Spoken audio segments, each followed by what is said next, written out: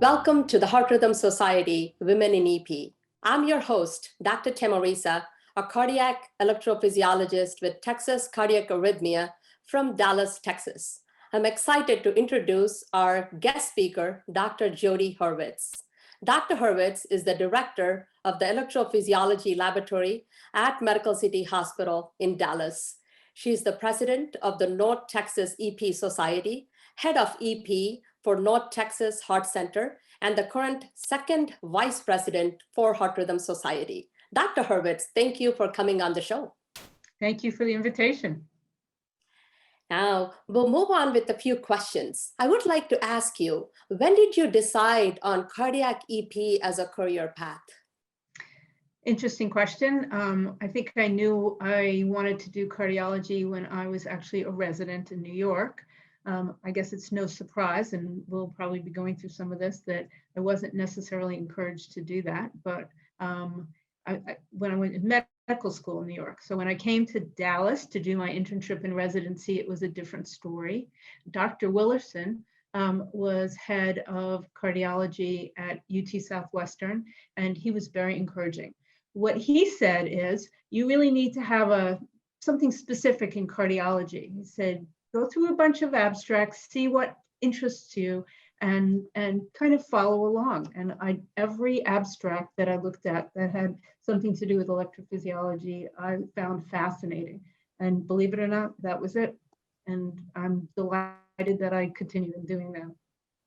Wow, very inspiring. So you started off quite early during residency to think of EP, is that correct? I think of cardiology. I always loved cardiology, the intellectual challenges. I just thought it was fascinating. So.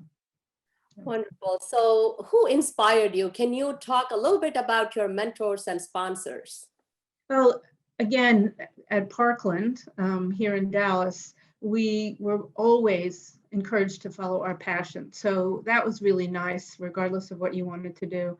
I was really lucky that I did my cardiology and electrophysiology fellowship at Duke University, and Dr. Prastowski was there, and he was incredibly encouraging and still is. In fact, I just literally called him yesterday to talk over a case, so we still have the same thing.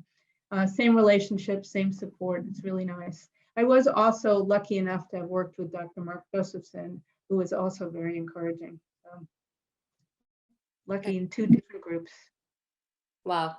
I'm very impressed that you still keep in touch with your sponsor and mentors. It's a key lesson for our audience who are in the earlier career path or the fellows in training. That's a very important point. Yeah, I think it's very important that you say that, because I also think that sometimes we feel like we have to have female mentors. And as long as you have somebody who's strong and who supports you, it can be a male or a female. I think that's a very important point. Very good. Now, currently, we have only 7 to 10% of all EP physicians are women. As a woman leader in the field, can you please share your thoughts on the issue of leaky pipeline? Just any opinions or possible solutions to the problem? It's a real problem. Definitely, there's been a lot of literature lately written on this from all aspects of medicine in terms of losing women leaders. There are increased numbers of women in medical school, between 40 and 50%, as we know now, but somehow or other that doesn't translate into women leaders. It's a real issue. I think the more role models, perhaps, that young medical students see, they might be encouraged. I think making sure that they understand that it's not just in academics, it's in private practice. Obviously, both of us are in private practice now. And I think that we just need some more information about really what prevents women from taking up leadership roles, because it's hard to know at this point now whether it's a sense of women aren't being asked to be leaders, which I think is probably true, or they just don't see that as a viable alternative for a variety of reasons, not only just because they're mothers and that sort of thing. So I don't have any specific answers other than it's definitely something that we should watch. Somebody recently just told me something very interesting, which I think will be fun to to see, and that is that in about maybe 10 years, maybe a little bit more, male medical students won't even hopefully think that it's strange to have a woman as a leader. So maybe things will change slowly.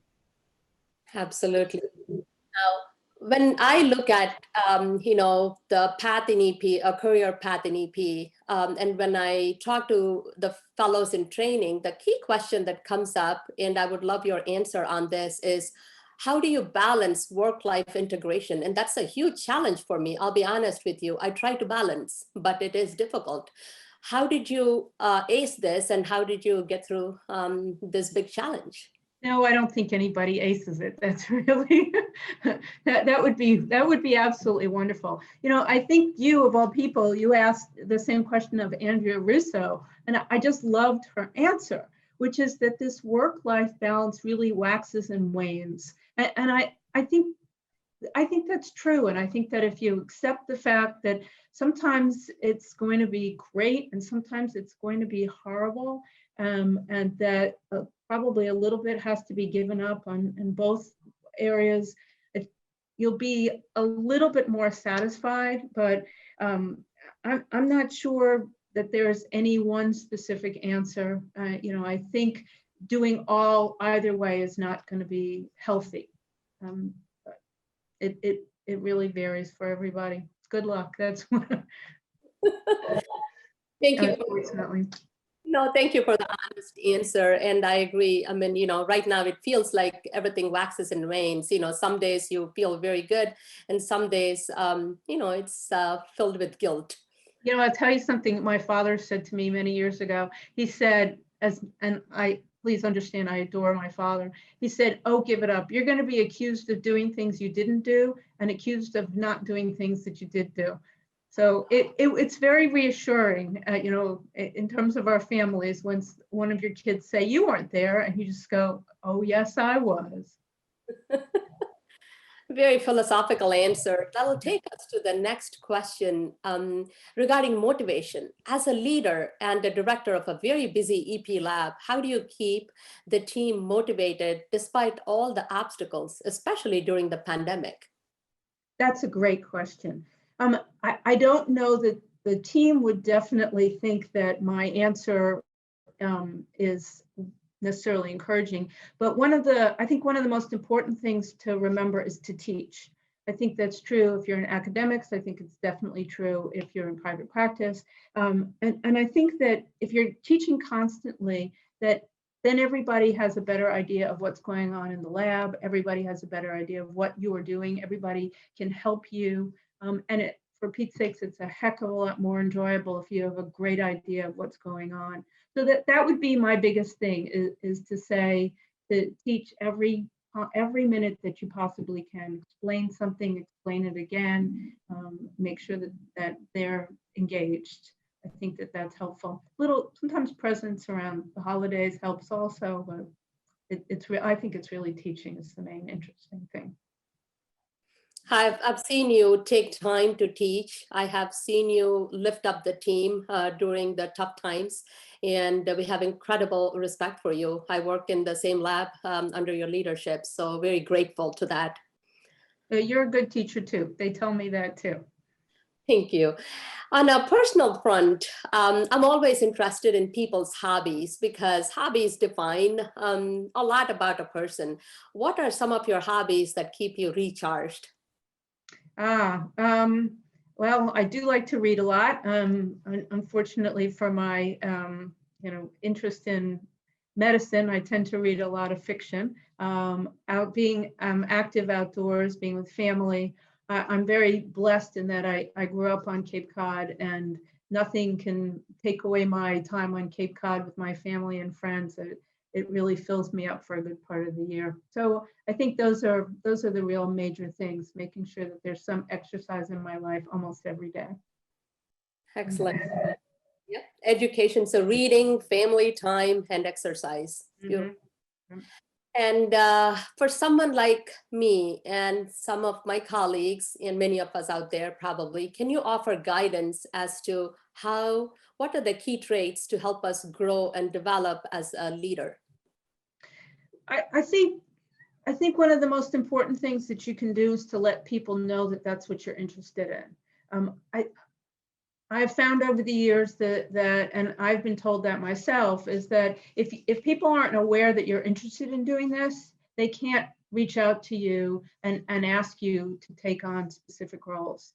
I think that in terms of being more involved, let's say in the HRS meetings, in terms of reviewing papers, that sort of thing, it's extremely important to let people know what specific things you're interested in. So if you feel that you're better able to lead or chair a session in VT ablation, if you're better at syncope, something like that, then people can better understand. But truly, if you want to be leaders, then that's, I think, the thing to do is to let other people who are involved in leadership know.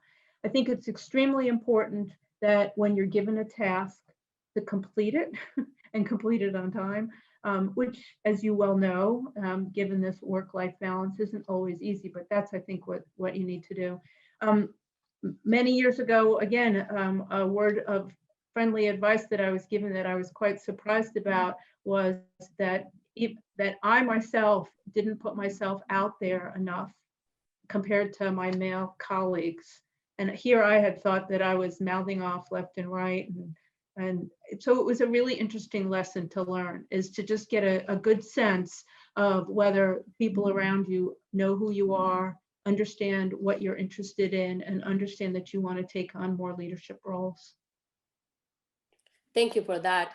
And lastly, please share with the audience some of the key traits that we all can work on to be leaders and also to help lift others. I guess that's a little bit more of a tough one. There probably are wonderful leadership courses. But I think listening is very important. I think making sure that people feel that they're heard and that they're not being judged is extremely important. I think, and going along with that, obviously, is making sure that people have enough time to voice their concerns. I think, unfortunately, probably the hardest part of being a leader is not congratulating somebody. We all do that pretty well. It's making sure that people are doing what they're supposed to. And I guess the best thing to do is to try and to support them with that. So, those are the things that I would say I would look for in a leader coming behind me. Very key points, very important points.